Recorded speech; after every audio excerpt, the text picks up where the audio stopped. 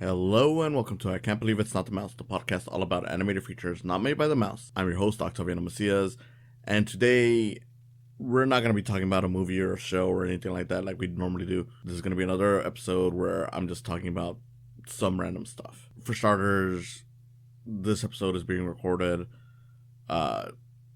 just after the release of the recent Mario Bros. Movie. It's been only a couple of weeks at most. And the common thing I've seen regarding this movie is people doing a whole critic versus audience.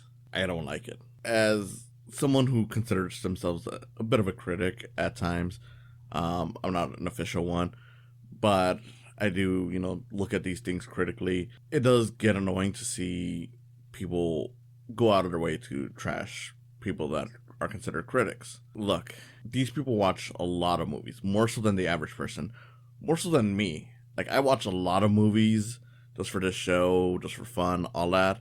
But these people do it for a living. They're paid to do it. Excuse them if they don't end up enjoying everything, especially if they've seen it a few too many times. Now, of course, that's not me saying that, oh, I think that they're right in their opinions, because no one's right in their opinions. Everyone has their own opinions. The only thing that's right or wrong is just the way we react to them, and we decide to handle that reaction.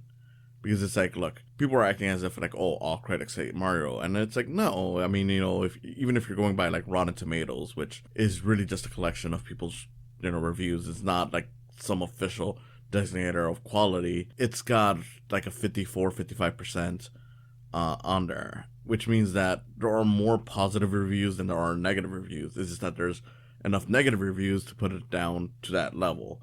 But again, that doesn't mean anything. I mean, look, I'll be upfront. I love the Mario movie. I think it's a really good movie. I think it's a great time. I had a lot of fun with it. It's a very simple story, but it has wonderful animation, great characters, the way it handles its story, even though I do agree with what some of those negative reviews say, that it could have used a few extra minutes.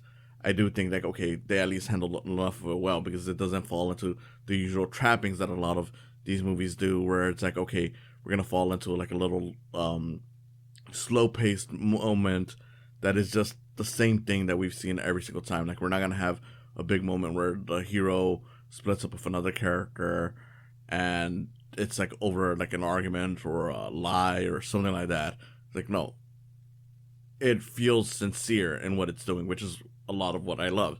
Now, obviously, that's not going to work for everyone, but that's okay.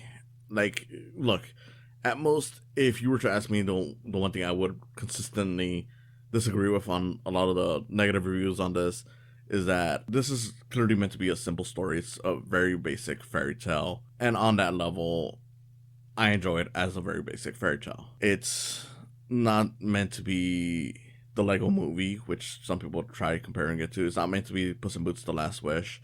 It's just meant to be essentially a preschool movie, the kind of thing where it's like, okay, your kids are gonna learn some very basic morals. They're gonna see, a very basic good and evil situation, and that's fine. In that way, one of the things that I said when I first saw the movie was that it feels very much like the kind of movie that you would have seen out of like the Walt Disney Animation Studio back when Walt Disney was around. Because if you look at a lot of the Walt Disney films, and not saying that these are exactly the same, but they have that level of sincerity. They have that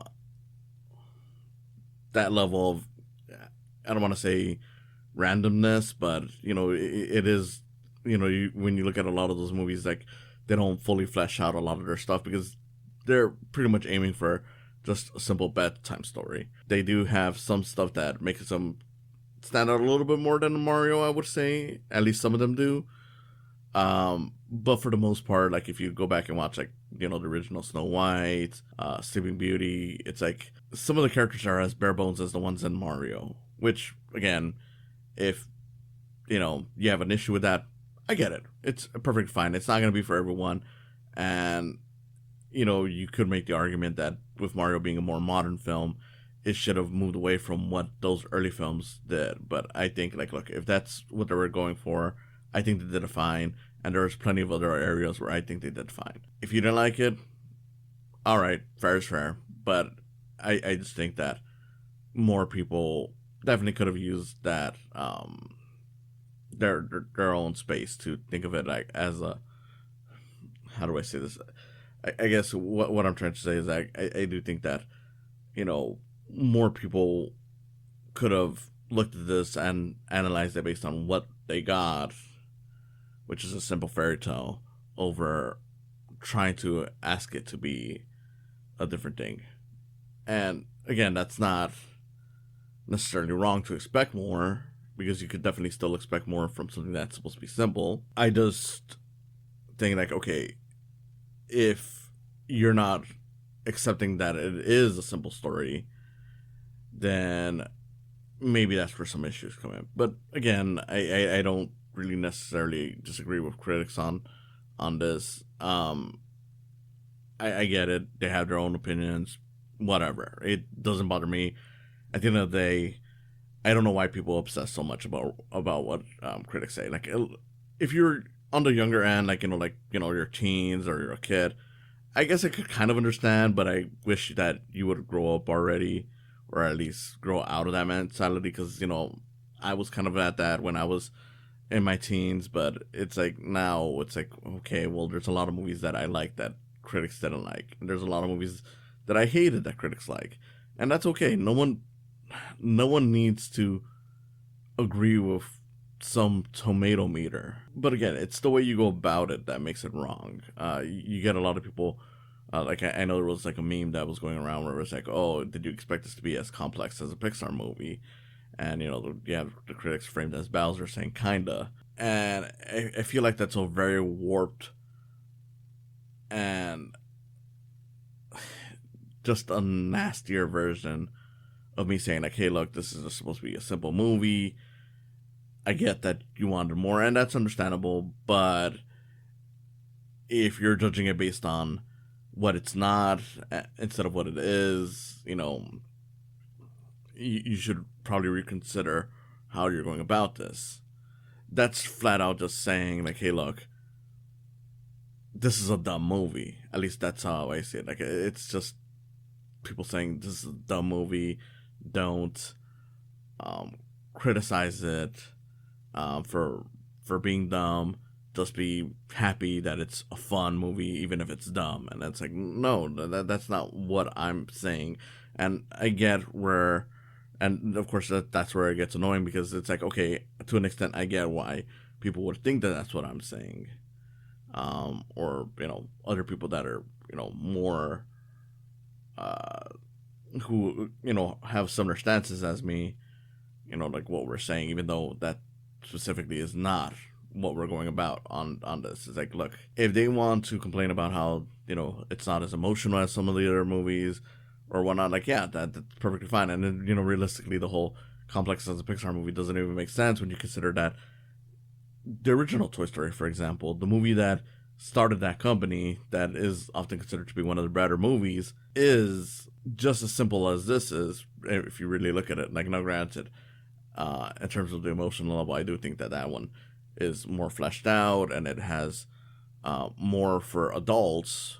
But at the end of the day, the story, the setup, the characters, it's all very broad, very simple in comparison to their sequels and some of the other movies that Pixar has made that they would be considered complex, even though whatever. It's just like, why make that argument where you're basically saying this movie is dumb, accept it for being dumb, when there's so many better ways to just say, look, it's not the deepest movie, and fine, it could have used more time to develop its story, but at the end of the day, for what it does right, it does work, and there's a reason why audiences are liking this beyond just, oh, look, it's a reference, oh, look, it's a cute character from our childhood.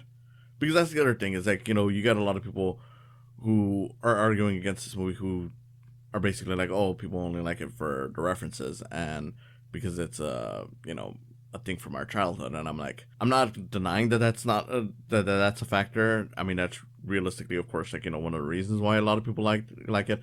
I had a lot of fun looking at the references, but I don't think that that's, it's fair to just boil it down to like, oh, it's just reference the movie and that's the only reason why people like it. It's like, again, at least for me, I enjoy it for like the characters, the way they're portrayed, the way the story handles, certain beats that could have been more predictable, and of course, just how beautiful the whole thing looks. Like, if I were to judge it purely on an animation level, this is one of the best looking animated movies around. And even if I didn't like it, I would probably still watch it just for that reason. I mean, there's plenty of animated movies that I don't like that I still revisit just because I think it's a really good looking movie. Like, whether you go for like Raggedy Ann and Andy, a musical adventure, one that I'll have to talk about on this show someday, or even like the Don Bluth animated movies. Granted, with that, I tend to revisit the good stuff because there are good stuff from him, but there are bad movies that I'm like, okay, look, the animation's at least nice. I don't know, like, it's kind of hard to say because I don't want to go into a point where it's like, okay, look, I'm saying critics are wrong or anything like that, because again, it's like we all have our opinions. It doesn't really matter. There's aspects I disagree with, but on the whole, it's like, okay, I can understand where you're coming from on certain, of those aspects. Like, the worst thing from the critic side is just like, okay, some of you are punching down a little too much, understandably, because people are attacking you, but, it's like, okay, maybe try dialing it back a little bit. And on top of that, okay, just from the review standpoint, where, again, it doesn't even matter to me, but I'm like, okay, to an extent, I guess I could say that, yeah, maybe some of you were expecting something different, but you're not wrong for not liking this. It's just, if you didn't try meeting this movie on its own levels instead of what you expected, then yeah, maybe give it another watch. Look, I've done that before too, where I watch certain movies and I react negatively because I expected something that I didn't get. For example, Cabin in the Woods was much more negative the first time I saw it just because I expected something completely different, especially considering all the praise that it got. Upon, rewatching clips of it and stuff like that, I'm like, okay, I was definitely wrong on this.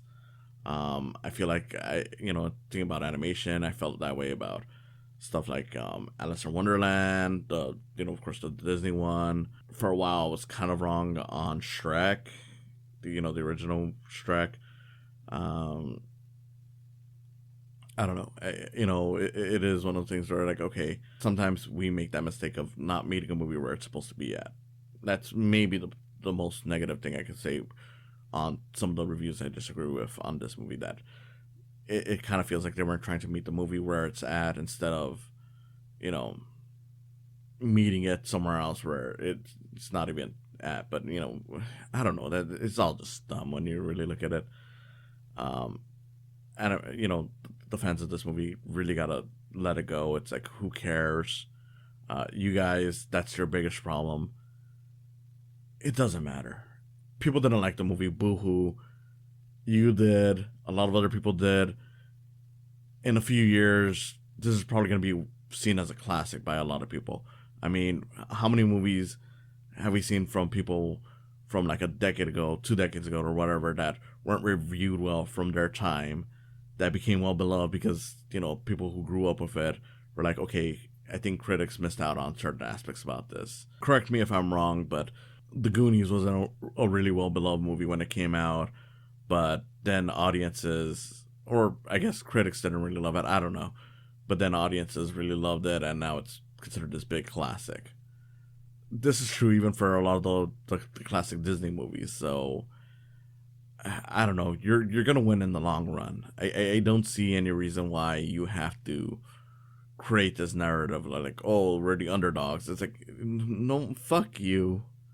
Like, I know that's kind of mean to say, but realistically, it's like, dude, stop crying about it. You're just embarrassing yourself. You're just embarrassing the people who are fans of this movie that, love it as it is, that aren't being rude to other people. And again, you're just kind of embarrassing this movie because you're going out of your way to defend this movie in all the wrong ways. Instead of just praising the stuff that you love about it, you're deciding to basically mock critics for liking the stuff that didn't work about it.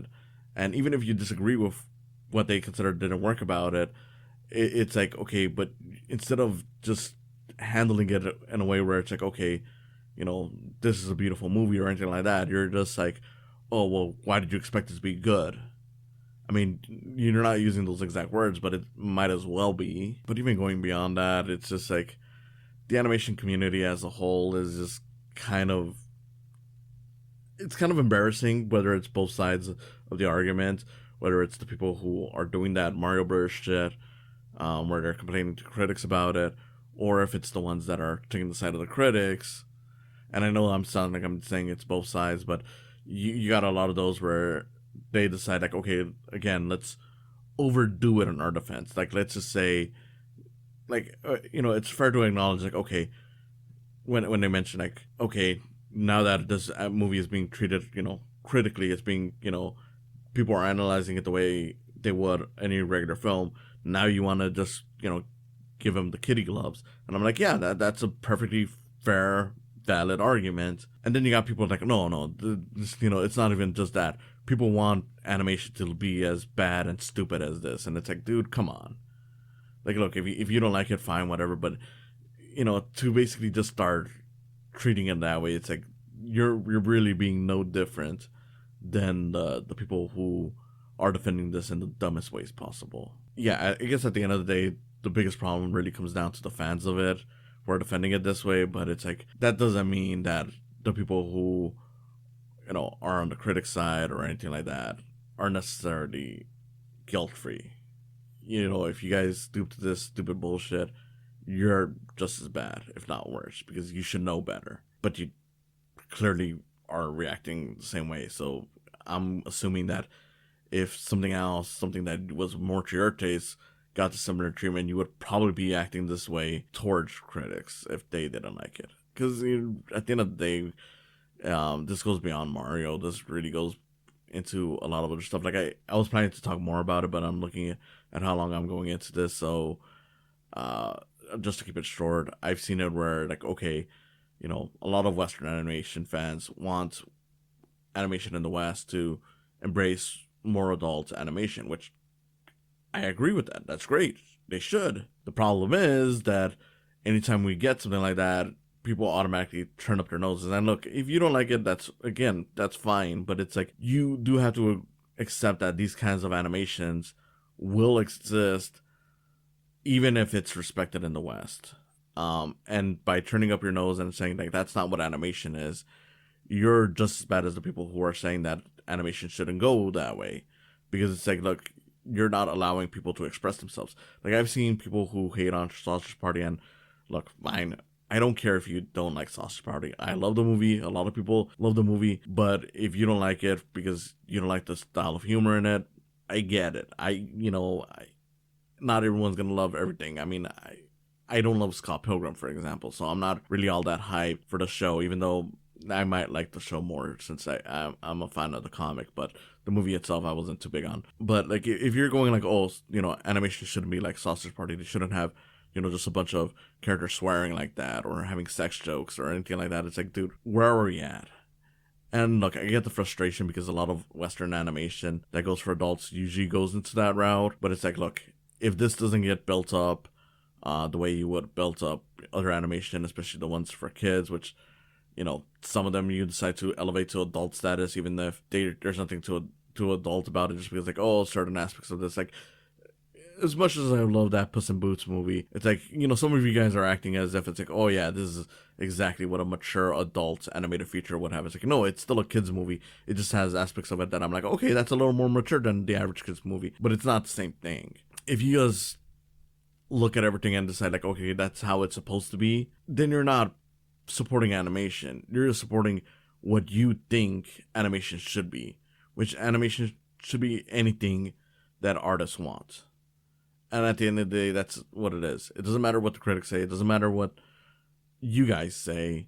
At the end of the day, these things should be made by the people that want to create. Sometimes it'll come out great. Sometimes it'll come out bad.